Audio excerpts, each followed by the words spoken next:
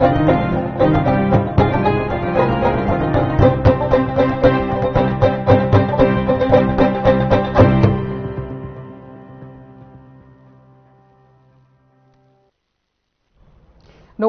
সবাইকে স্বাগত। এই মুহূর্তে সংবাদে আমি রয়েছে আপনাদের সাথে মীনাক্ষী। চোখ রাখছি খবরে। প্রায় 27 বছর পর আবারও একবার দিল্লির মসনদে ভারতীয় জনতা পার্টির কৃতিত্ব সম্পূর্ণভাবে প্রধানমন্ত্রী নরেন্দ্র মোদীর বলে প্রতিক্রিয়া জানালেন রাজ্যের মুখ্যমন্ত্রী ডাক্তার মানিক সাহা। প্রধানমন্ত্রী নরেন্দ্র মোদী সবার জন্য চিন্তা করেন, এই ফলাফল প্রত্যাশিতই ছিল। দুর্নীতিতে আকণ্ঠ নিমজ্জিত ছিল অরবিন্দ কেজরিওয়াল নেতৃত্বাধীন আম আদমি পার্টির সরকার। দিল্লি বিধানসভা নির্বাচনে ভারতীয় জনতা পার্টির ফলাফলের প্রতিক্রিয়ায় জানালেন মুখ্যমন্ত্রী ডাক্তার মানিক সাহা।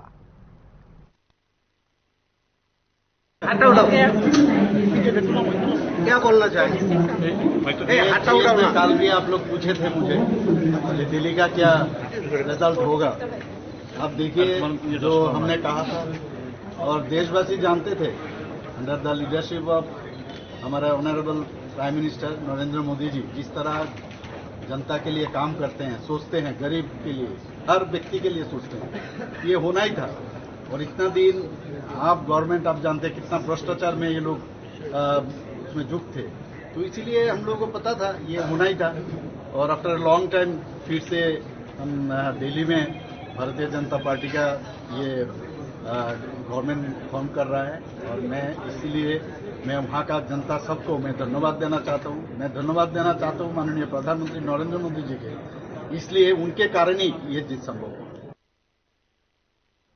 তৃতীয়বারের মতো গ্রুপ সি জুনিয়র পিআই পদে নিয়োগের বিজ্ঞপ্তি জারি করল রাজ্য সরকার। বিজ্ঞপ্তি অনুসারে মোট 301 জন গ্রুপ সি জুনিয়র পিআই নিয়োগ করবে রাজ্য সরকার। নিয়োগ নীতির ভুলের কারণে এর আগে দুবার নিয়োগ প্রক্রিয়া বাতিল হবার পর ফের নতুন করে আবার গ্রুপ সি জুনিয়র পিআই পদে লোক নিয়োগের বিজ্ঞপ্তি জারি করেছে রাজ্য সরকার। গ্রুপ সি জুনিয়র পিআই পদে 301 জন লোক নিয়োগ করার কথা বলা হয়েছে ক্রীড়া দপ্তরে জারি করা ওই বিজ্ঞপ্তিতে।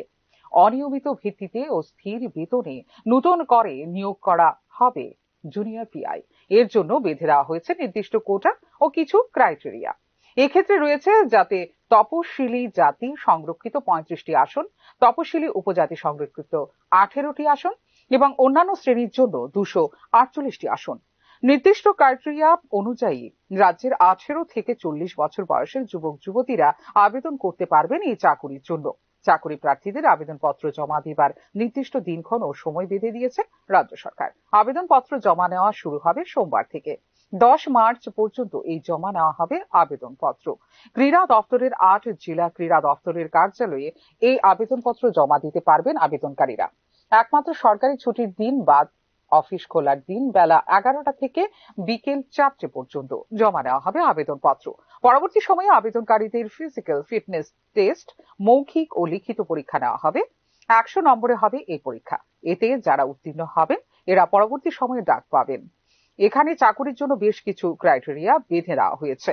ইন্ডিয়ান অলিম্পিক অ্যাসোসিয়েশন অনুমোদিত বেশ কিছু ইভেন্ট যেমন এখানে যুক্ত করা হয়েছে, তেমনি খেলাধুলোয় স্টেট, ন্যাশনাল ও ইন্টারন্যাশনাল মেডেল হোল্ডারদের প্রাধান্যের কথা উল্লেখ রয়েছে ক্রাইটেরিয়াতে।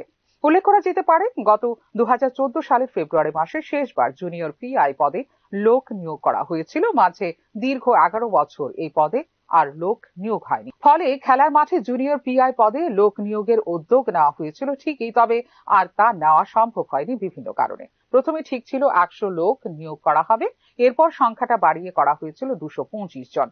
দুবার জুনিয়র পিআই পদে লোক নিয়োগের জারি করা হয়েছিল বিজ্ঞপ্তি। নিয়োগ প্রক্রিয়াও শুরু হয়েছিল যথারীতি, তবে নিয়োগ নীতির ভুলের কারণে তার শেষ মুহূর্তে বাতিল হয়ে যায় প্রতিটি ক্ষেত্রে। এখন ফের একবার গ্রুপ সি জুনিয়র পিআই পদে লোক নিয়োগের জন্য বিজ্ঞপ্তি জারি করেছে রাজ্য সরকার। তবে আগের দুবারের মতো এবারও কি বাতিল হবে জুনিয়র পিআই পদে লোক নিয়োগ প্রক্রিয়া? তাই এখন লাখ টাকার প্রশ্ন। Bureau report, news now. নতুন আয়কর বিলে অনুমোদন দিল কেন্দ্রীয় মন্ত্রিসভা। নতুন কর প্রবর্তন করা হবে না বলে উল্লেখ করা হয়েছে বিলে। এবার লোকসভায় তা পেশ করবে সরকার। নতুন আয়কর বিলে অনুমোদন দিল কেন্দ্রীয় মন্ত্রিসভা। আয়কর আইন 1961-র পরিবর্তে আনা হয়েছে এই বিল। এর লক্ষ্য ভারতের কর ব্যবস্থাকে সরলীকরণ ও আধুনিকীকরণ করা। এটি আইনি ভাষাকেও সহজ করবে, যাতে করদাতারা সহজে বিধানগুলি বুঝতে পারেন বলে দাবি করেছে কেন্দ্রীয় সরকার। বিলে নতুন কর প্রবর্তন করার সুপারিশ করা হয়নি। পরিবর্তে এটি কর আইনকে সরলীকরণ, আইনি জটিলতা হ্রাস এবং করদাতাদের জন্য সম্মতি সহজতর করবে বলে জানিয়েছে কেন্দ্রীয় সরকার।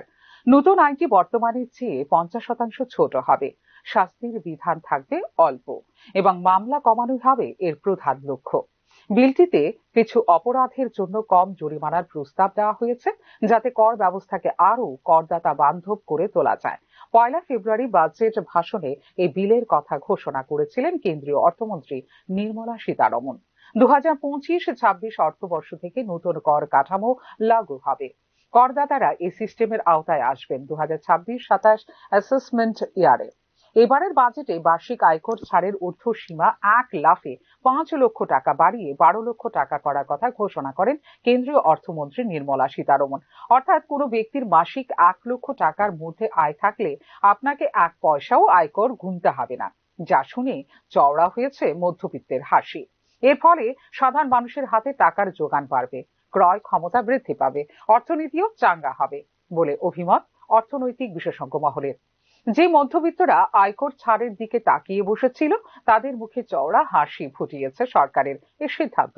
নতুন কাঠামো অর্থাৎ নিউ রেজিমে মোদী সরকার আয়কর ছাড়ের ঊর্ধ্বসীমা বাড়িয়ে যে ছাড় দিল, তার ফলে করদাতাদের বিরাট অঙ্কের লাভ হবে। বার্ষিক 12 লক্ষ টাকা অবধি আয়ে এতদিন 71,500 টাকা কর দিতে হতো। এখন এই আয়ে 1 টাকাও কর দিতে হবে না, ফলে পুরো 71,500 টাকাই নিজের পকেটে থাকবে মধ্যবিত্তদের। বার্ষিক 13 লক্ষ টাকা পর্যন্ত আয়ে আগে যেখানে 88,400 টাকা আয়কর দিতে হতো, এখন সেখানে দিতে হবে 66,300 টাকা, অর্থাৎ 22,100 টাকা লাভ। তবে এই ছাড় নতুন কর কাঠামো অর্থাৎ নিউ রেজিমের জন্য।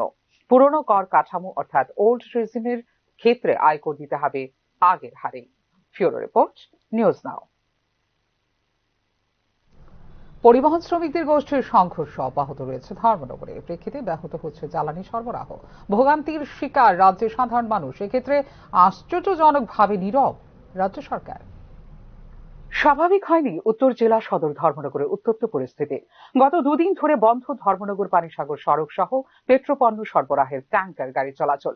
আর এর ফলে চরম ভোগান্তির শিকার হচ্ছেন রাজ্যের আপামর যান চালক, এমনকি সাধারণ মানুষও।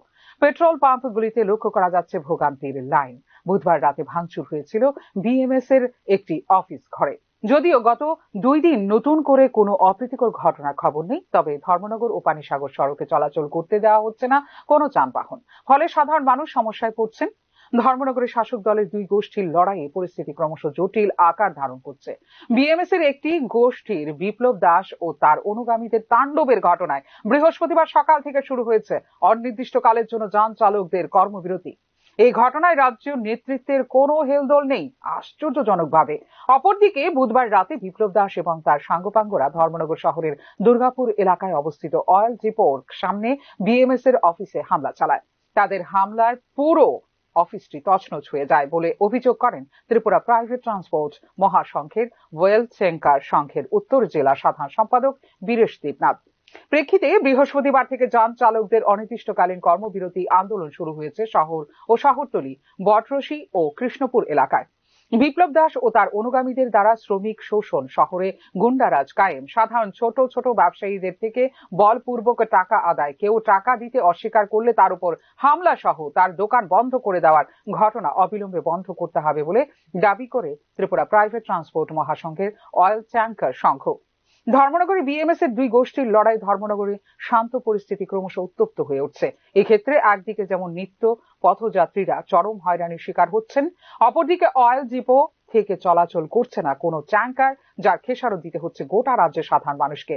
গত 2 দিন ধরে খোদ রাজধানী আগরতলাতে পেট্রোল পাম্পগুলির সামনে দেখা যাচ্ছে ভোগান্তির লম্বা লাইন।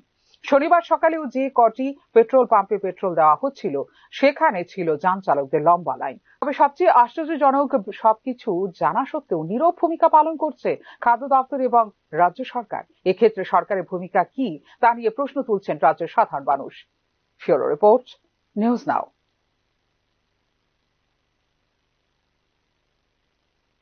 এখনকার মতো এই মুহূর্তে সংবাদ এই পর্যন্ত। অন্যান্য আপডেটস দেখার জন্য অবশ্যই নজর রাখতে হবে নিউজ আওয়ার পর্দায়। নমস্কার।